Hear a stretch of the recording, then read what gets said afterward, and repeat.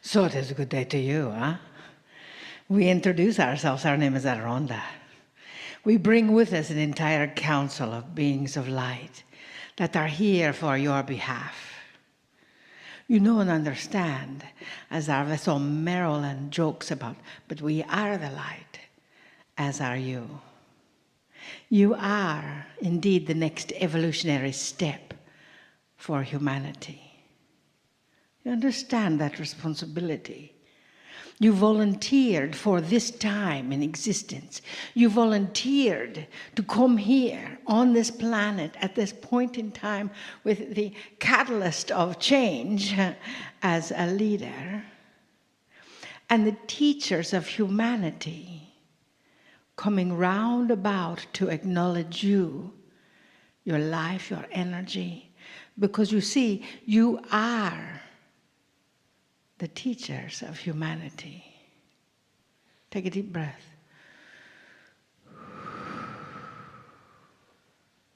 We ask our vessel Marilyn to do many things for us. We asked her to select a card. And she says to us, well, the card is in the suitcase in the car. I'm not going to run out and get it. And she says, there are other ways. You have a telephone app about mastery and of affirmations from our dear friend Kryon. So we pulled an affirmation, a new thought for yourself. I want you to understand exactly what this new thought is, because it is not anything new. It is something that is quite old. But we believe that many of you might have forgotten it. And that thought is, take a deep breath, breathe it in. I am grateful for all the wonderful things in my life. The universe gives me countless blessings. Now we understand in that energy that as the universe gives us countless blessings, sometimes those blessings seem to be so infinite in their possibilities. And sometimes those blessings seem to be maybe not quite so much like a blessing. When something really horrendous happens. And that does, yes? You know it does. How can, when something really bad appears in your life, or it appears to be bad, how can that be reality? We had a dear friend recently riding his bicycle, healthy, fit person, and stopped to check his tire and had a heart attack and died right there on the spot. How can that be a blessing? Take a deep breath. You see, that is a part of the teachings.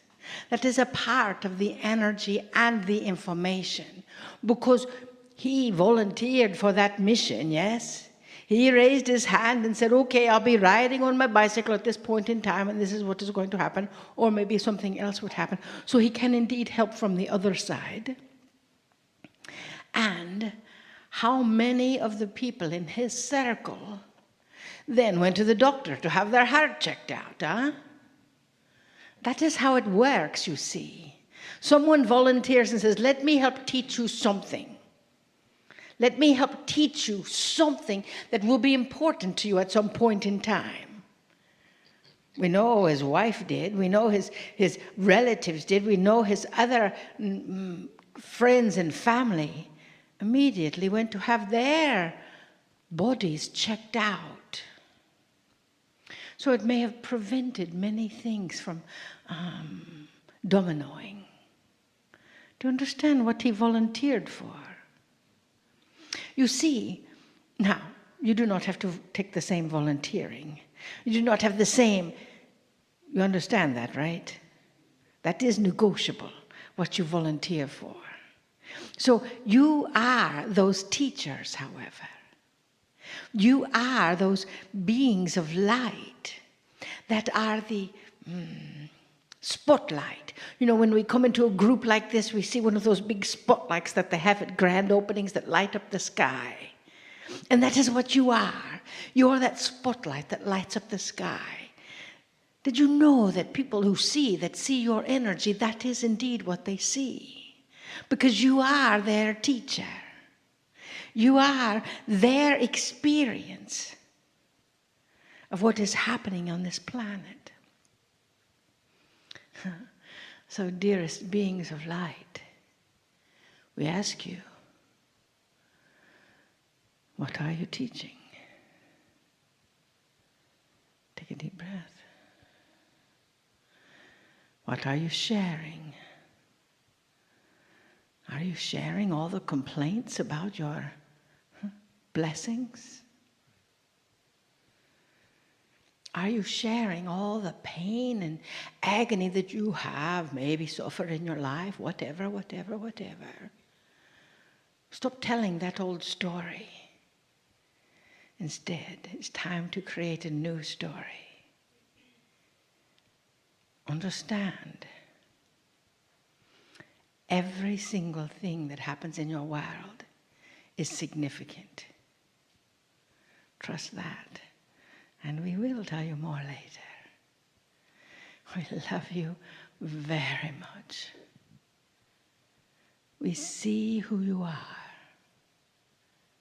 We see your love, your light, your pain, your joy. And we'll expand that joy as much as possible. We bid you namaste.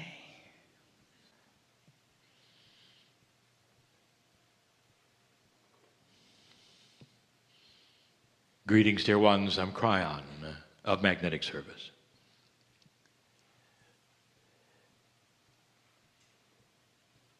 So many times I have said this, and some of you understand it. I know your soul. I know your soul because it is allied with mine. And there would be those who would say, wait a minute, Kryon, do you have a soul? The answer is yes. You don't have to be a human to have a soul. The soul, as defined, would be the piece of divinity, of the source that you are as you walk here. If you know of the cycle that some of you have called reincarnation, it's actually misnamed. It's you returning, revitalized yet again from the source with the same soul. How many lifetimes have you lived? You had the same soul in all of them. Would it then make sense that this same soul would have a history that you might even be able to access, called the Akash?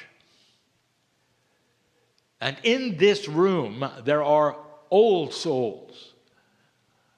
And that means that you've been here a lot. The soul of Kryon simply says it is one of the pieces, like yours, of the divine source. You might even say that although I'm not apparently human, that I am a sister and I'm a brother to all of you, like you are to one another in the room. I want to impress you on that before I start the real message. When you start to look at what is happening on the planet, that which my partner would teach before, not necessarily today, it is filled with profundity, purpose, timing, appropriateness, and massive change. What happens when you have paradigms change? There's a number of things that you could point to. The first thing is this, that your future is often seen as a repeat of the past. But if you have a paradigm shift, none of the principles, the actions, the interfaces, or the expectations of what has happened in the past can be applied to the future. And since none of you have been there yet, or experienced it yet, It's change that you don't necessarily appreciate or like or understand. The profundity of this goes further than just a paradigm shift for you. If you really understand the elements of physics that talk about time, you'd know that time is in a circle. And in this circle, you tend to run over some of the same energies you've created in the past, then creating that episode that you will call repeating history. And I just told you nobody has been there yet. So some of you are way ahead of me, and you would say, well, then what happened to the circle? And the answer is you broke it. You are on another path.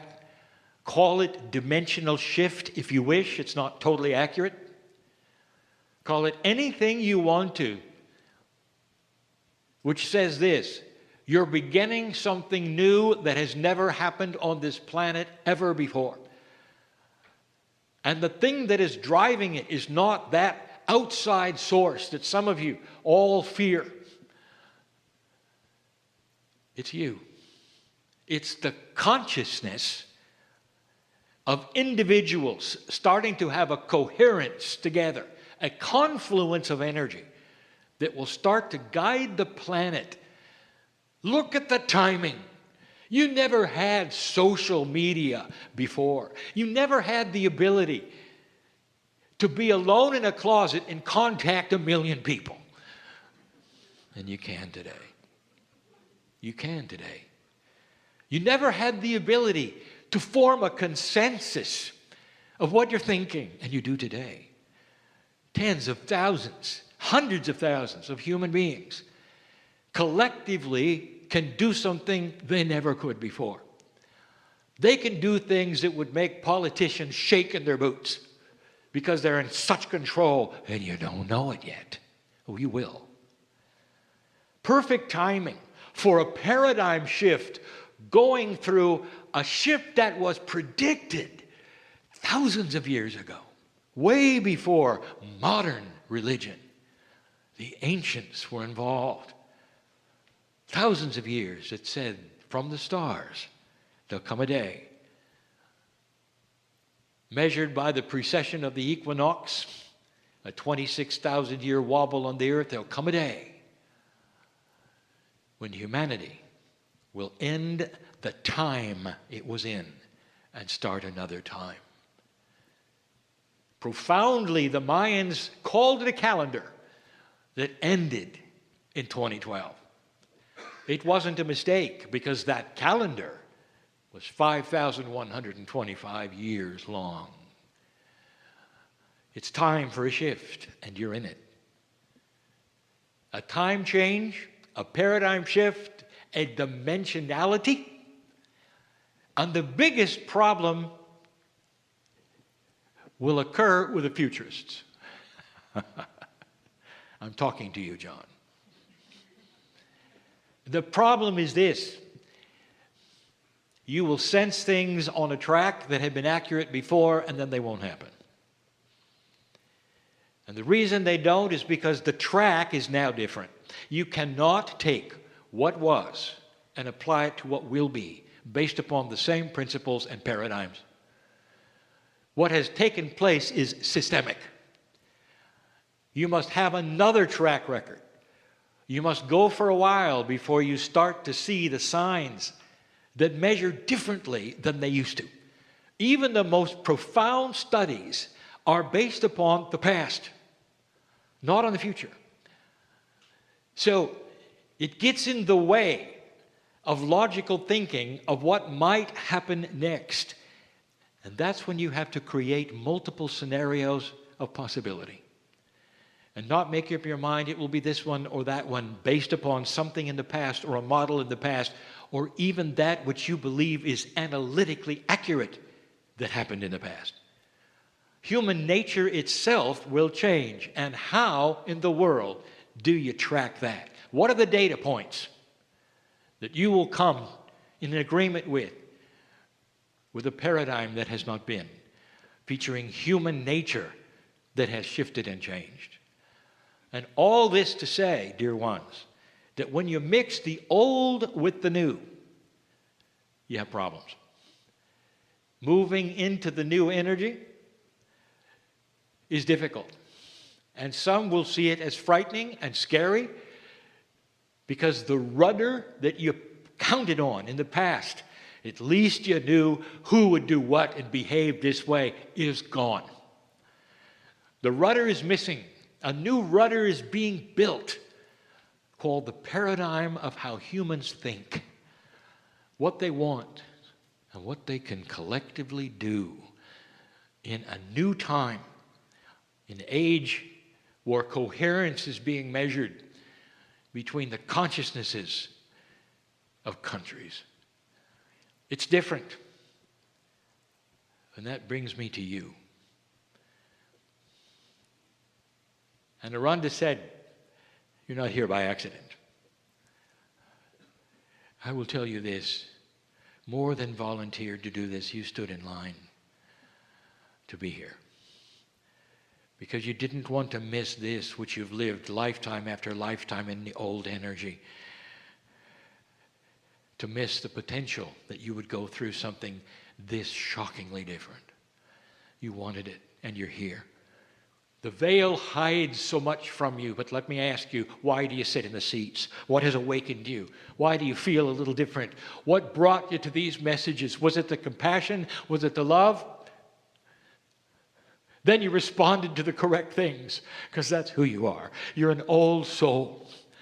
And you are the ones, singularly, one by one, perhaps by the tens of thousands, perhaps by the millions, who will change that coherence of the planet, that confluence of thought of the planet. And when that begins, you're going to see something. It's catchy. And we've said this before. Indeed, the ones with old energy eventually will die out. They'll carry it to their grave. They'll try to do this and that and force this and that. You'll see the last of the old guard, the last of the Illuminati, the last of this and that you've known forever controlled humanity. And in its place are things you didn't expect. And that's why you've got to make things up with your intuition, John, of what might happen, not logically based on human nature, but based on the intuition you would have that brought you to the planet to be a futurist. Some of the things not measurable at all are already inside you, given to you as a futurist, where you can project things without data, and then they will happen. I don't want to frighten you, but that's called channeling. It's beautiful, isn't it? To know that you're moving from a darker place to a lighter place. That the magnetic grid has changed for you to accomplish this. That the place in space that you are as a solar system is different to accomplish this. That the stars align to accomplish this. Right place at the right time. Don't fear what you signed up for. I want you to start examining yourself. We'll talk about that later, the next channel, this day, tonight. That's who you are. Ancient, appropriate, beautiful, prepared, experienced, compassionate, and awakening. And so it is.